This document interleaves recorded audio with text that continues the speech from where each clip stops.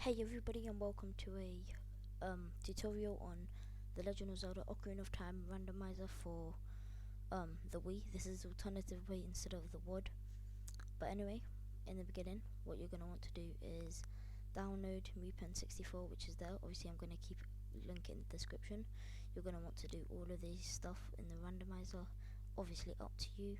And then you want to press generate seed, as you can here see. And then once you're done with that, it's going to say please wait, this and that. It won't take too long. It'll be about a 5-minute job overall for this. But anyway, obviously you're going to wait. And once it's loaded, you want to scroll down, as you can here see.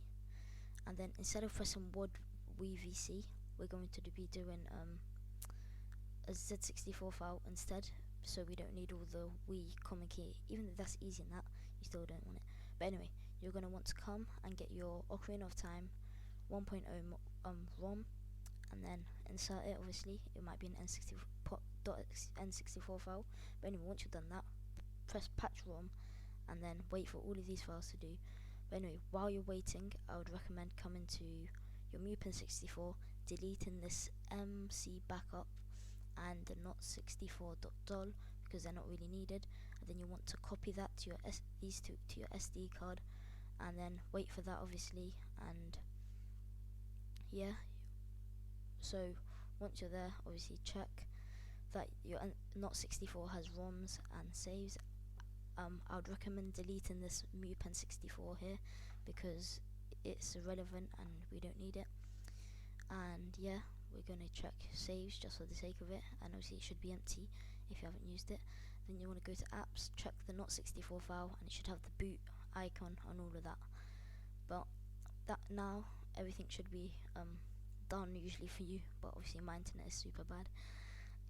Actually I don't know if it's the internet, but whatever it is, it just took very long for me here, which is not usually the case. It usually takes me around 30 seconds, but it took a lot longer this time. But anyway, you want to save. Once that, you want to come to your not64, to your ROMs, and press save, and then that should be loading in the bottom of your screen, as you can now see. And then once that is completed, you want to double check it obviously as usual, because why not, and go to not64 ROMs and it should be there. But anyway, that is the computer part. Eject it safely and let's get into the phone.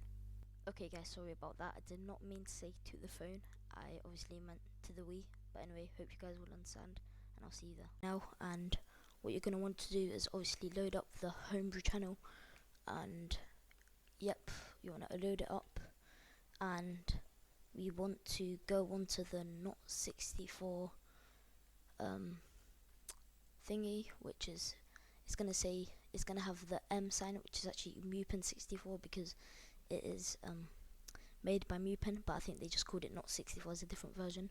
But anyway, now that we're here, you want to go to load ROM, load from SD, and here it is. You want to, and when you click on it, it should say grown NAND page file, and wait for this all to finish. You can actually play this with every single Wii remote there is. Like for example, you could play with GameCube, Classic Pro obviously, Nunchuck, even the Wii remote, but I wouldn't recommend it because you play with tilt controls and obviously that isn't going to be fun. But anyway, once it's done, it should say this, and you could come to settings and mess around with all of this, SD, FAT, whatever you want to save it to, but I'm just going to leave it how it is. But anyway, you want to press play game, and then hopefully it loads up properly, which obviously it will, but it should say the N64 logo and all of that. So yep, it should load up like this, and I'm actually going to use the GameCube remote, which is right up here because that's first player.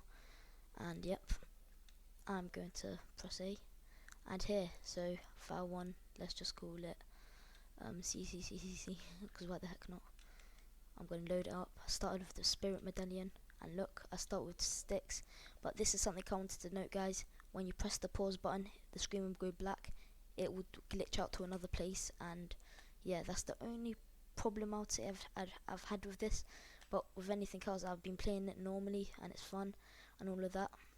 But anyway guys, if you enjoyed this video and it worked, please be sure to like and subscribe if you're new for more tutorials and even some gameplay. And without further ado, I'll see you all in the next one. Goodbye.